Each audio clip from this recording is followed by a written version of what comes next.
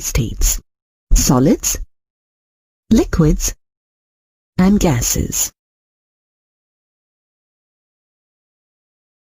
The transition of matter from one state to another is called change of state.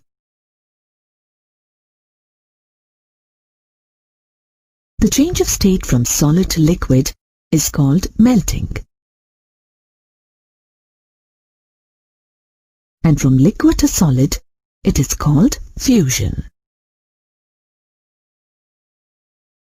A change of state from liquid to gas is called boiling or vaporization. And from gas to liquid is called condensation.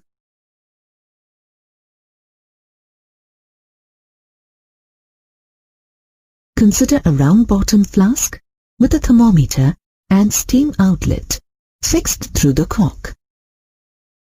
Place some ice cubes at -10 degrees centigrade in the flask and start heating. Now, let us observe the change in the temperature of the contents and plot a graph between temperature along the y-axis and time along the x-axis, as it is an independent quantity. Initially, we observe a rise in the temperature of the ice as it absorbs heat energy. This continues till the ice attains a temperature of 0 degrees Celsius. If we continue heating the flask, strangely, we don't observe any rise in the temperature in the ice cubes. But we can observe some of the ice cubes melting. This indicates the change of state of ice to water. And during this process, both solid ice and liquid water coexist. No change in the temperature is observed till the entire ice in the flask melts to water. That means, on absorbing heat, ice at 0 degrees Celsius converts to water at 0 degrees Celsius. The temperature at which the solid and liquid states of a substance are in thermal equilibrium with each other is called melting point. Thus, the melting point of ice is 0 degrees Celsius. In this case, the heat supplied is utilized to increase the internal energy of the substance. The amount of heat absorbed by a unit mass of a substance to convert it completely from one state to another state is called latent heat, usually denoted by L.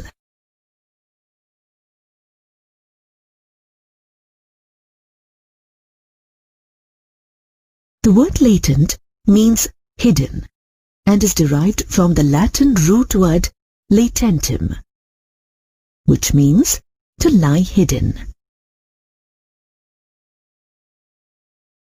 Latent heat is a characteristic of the substance. If Q is the heat required to convert a substance of mass m completely from one state to another at a constant temperature, then Q is equal to the product of M and L, where L is the latent heat of the substance for that particular change of state.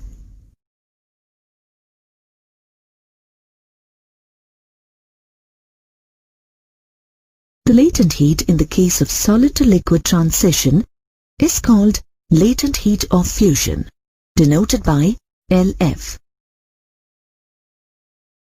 If we continue heating the water in the flask, its temperature starts rising again and continues to rise to 100 degrees Celsius. As the water gets heated, first, the air that is dissolved in water forms small bubbles at the bottom of the container. After some time, steam bubbles form at the bottom of the flask and move upwards. As they reach the cooler water at the top, they condense and disappear. The process of bubbles of steam forming and reaching the surface intensifies, and we say that the water is boiling. At this point, once again we observe no change in the temperature of the water, even though the water changes to water vapor. Even if we continue heating, the temperature of the water remains constant, and the heat absorbed is used to change the state from liquid to gaseous state. The constant temperature at which the liquid and the vapor states of a substance coexist is called boiling point.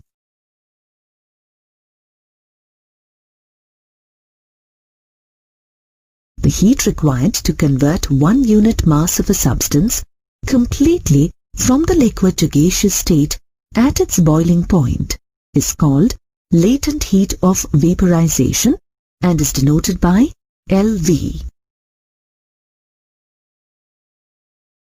If the rate of heat supplied by the source is known, a temperature time graph can be converted into a temperature heat graph, which is usually called a heating curve.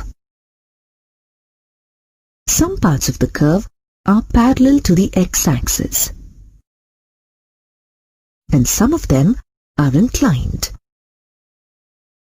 The inclined portions of the graph correspond to a particular state of the substance. The slopes of the inclined portions are not equal.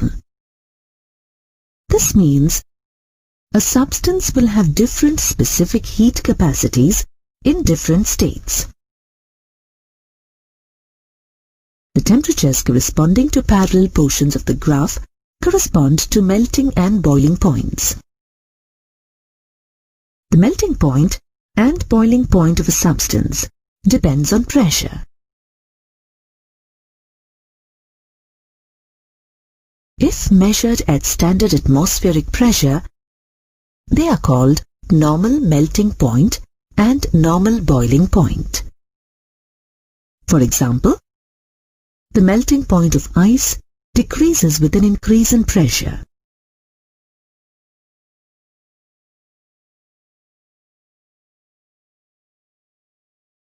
If a metallic wire with 2 masses tied to both ends is placed on a slab of ice, we observe it passing through the slab.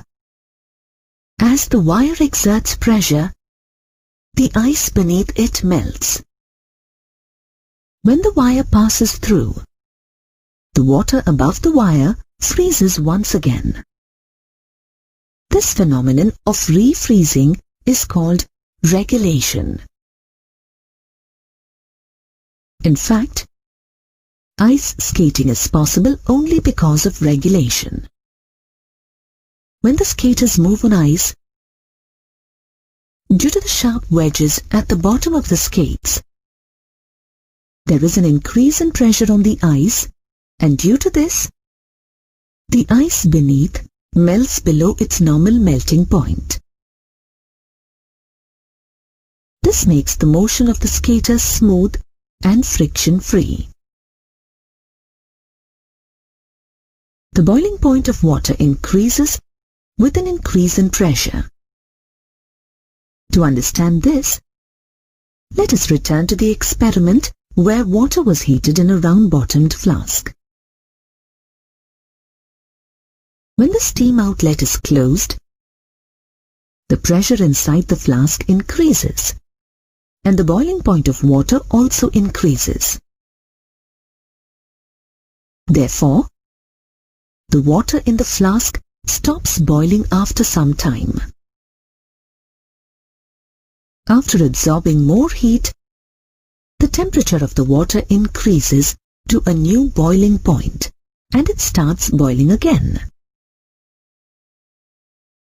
A pressure cooker works on this principle.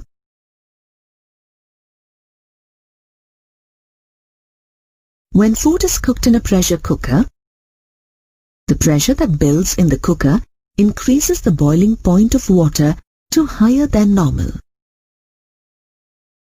And the food in the cooker is cooked at a higher temperature than if it were cooked outside.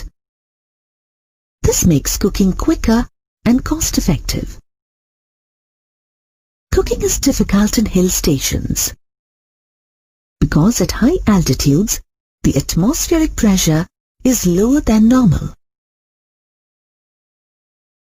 And as a result, the boiling point of water decreases.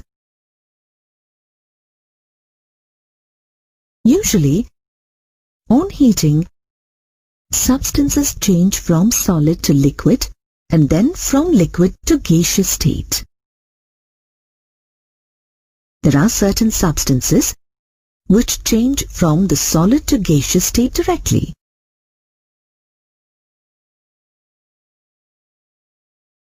This phenomenon of changing directly from the solid to gaseous state is called sublimation. Dry ice and iodine